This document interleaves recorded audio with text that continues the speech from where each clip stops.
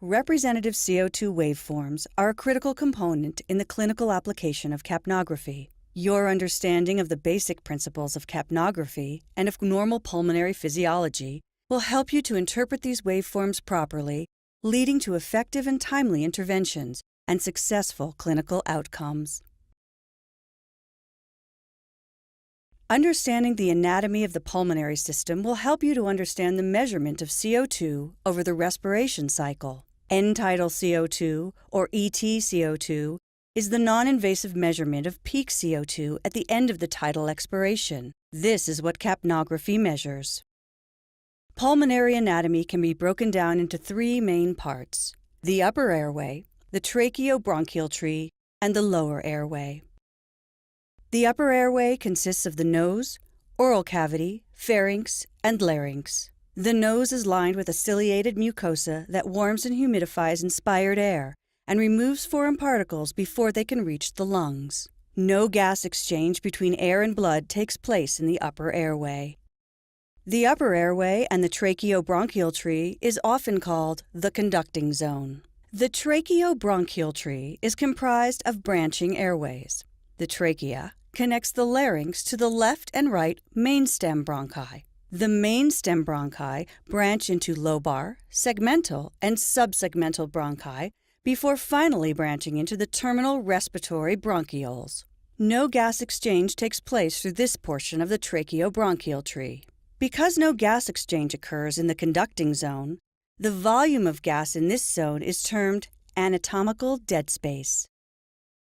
Past the level of the terminal respiratory bronchioles, the airway branches further into alveolar ducts and alveoli. This is the lower airway where gas exchange between blood and respiratory gases takes place. This is done through a process called diffusion, where O2 and CO2 move between the alveolus and the blood. For this reason, it is sometimes referred to as the respiratory zone. Ventilation is the inspiration and expiration of respiratory gases, sometimes referred to as external respiration.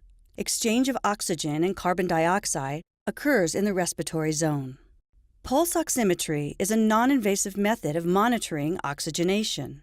However, while pulse oximetry does measure O2 saturation in the blood, it does not provide information on ventilation status. Capnography provides a patient's ventilatory status by monitoring end-tidal CO2, which may lead to quicker identification of respiratory compromise than measuring SpO2 alone. Additionally, supplemental oxygen can often mask symptoms of respiratory compromise if capnography is not measured. If you were to measure your own pulse oximetry and capnography while holding your breath, you would notice that the CO2 waveform will immediately alert you that there is an absence of CO2. However, because there is still oxygen in the blood, pulse oximetry will continue to show normal oxygen saturation values for some time. Under normal healthy conditions, one pass of blood through the alveolar capillaries allows the partial pressure of CO2 in the alveolar air to nearly match the PaCO2 as measured by arterial blood gases. Although truly a different measurement, capnography measures the partial pressure of CO2 of exhaled gas versus an arterial blood gas sample. With capnography, monitoring is faster, continuous, and non-invasive, which may alert the clinician sooner to abnormal ventilation than a blood gas draw. The number of breaths we take in 1 minute is termed respiratory rate, or RR. The amount of air we breathe in one breath is called the tidal volume, or VT. If we multiply our respiratory rate by our tidal volume, we get a value called minute ventilation, or VE. A portion of the tidal volume does not participate in gas exchange in the blood because of the dead space in the conducting zone. This value is called dead space volume, or VD. In order to calculate the amount of gas that actually makes it to the alveoli, known as alveolar volume, we must subtract the dead space volume from the tidal volume. So, the alveolar volume, or VA, is equal to the tidal volume minus the dead space volume times the respiratory rate. The alveolar volume, compared to perfusion, the amount of cardiac output that reaches the lungs, is a ratio that is indicative of the quantitative matching of ventilation, V, and perfusion, Q. It is referred to as the VQ ratio. In normal, healthy lungs, there is a good match of alveolar ventilation and perfusion, resulting in an EtCO2 that closely matches the PaCO2. In healthy patients with normal VQ ratios, the gradient is 2 mm to 5 mm mercury. Two situations in particular can cause the VQ ratio to become mismatched: alveolar dead space and pulmonary shunt perfusion.